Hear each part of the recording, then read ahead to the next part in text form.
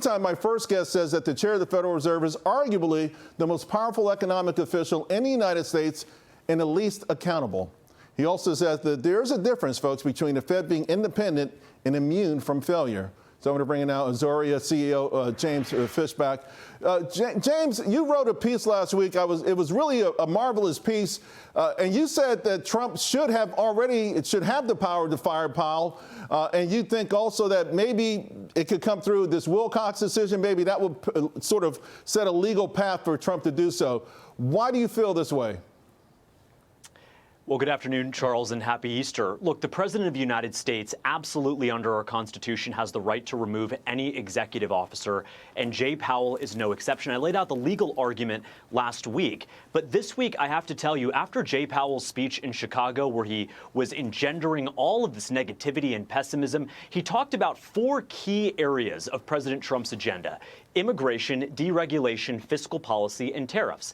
And you know what he talked about entirely in his speech? Only tariffs. He had nothing to say about the deregulation agenda, which lowers inflation, lower fiscal spending, which lowers inflation, and reducing the immigration burden, which lowers inflation. He's selectively looking at individual parts of the economy to decide what to do. And at the end of the day, it's not that President Trump is pressuring Jay Powell to cut rates. It's that the real economy is pressuring Jay Powell to do the right thing. We're in the middle of trade negotiations. Inflation is down to 1.5%, according to the Truflation Inflation Index. Doge is saving the taxpayer money. By all accounts, inflation is already lower and headed lower from here. That's why the European Central Bank, the Bank of England, the Bank of Canada are all preemptively cutting rates. And Jay Powell, Mr. Too Late, as President Trump rightly coined him, is once again doing the wrong thing. And the president has a First Amendment right to call that out. And we're going to find out very soon, I believe he does, has the constitutional right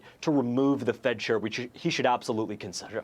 Yeah, and it is obviously intriguing because this Federal Reserve, by the way, is the only one with an official dual mandate. And I think that's hamstrung them a lot over time. And I put that on Congress. Congress gave away that obligation in the 1970s. But you've also emphasized that this is not necessarily about trial or pump. You say this is about democratic oversight.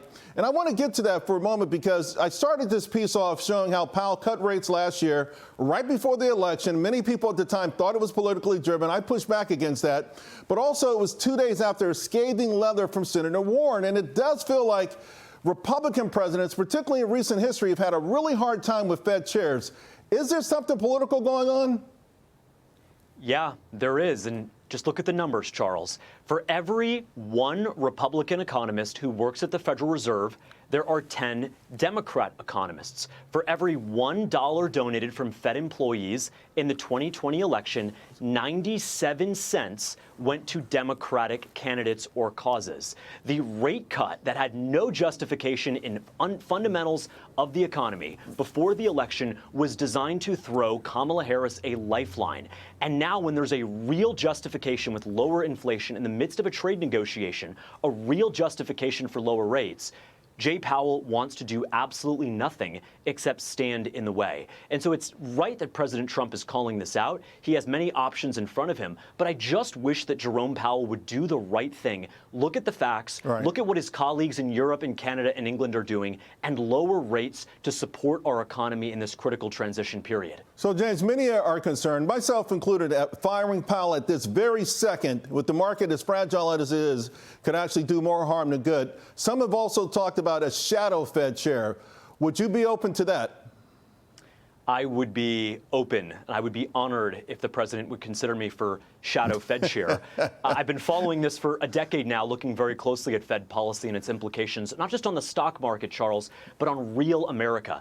As we speak, President Trump is meeting with the executives of companies like Walmart, Home Depot, and Target. He regularly meets with farmers, the unemployed, retirees. Jay Powell just sits around listening to whatever 400 PhD economists say, talking about racial injustice and climate change. We need a Fed that is accountable to the American people and that focuses on the real economy. To your question, I'm going to be very honest with you. If President Trump decided to fire Jay Powell right now, the stock market would panic. But at the end of the day, our founding fathers would not want us to make long-term decisions based on the short-term emotions of a highly volatile market. I think the president should consider his options.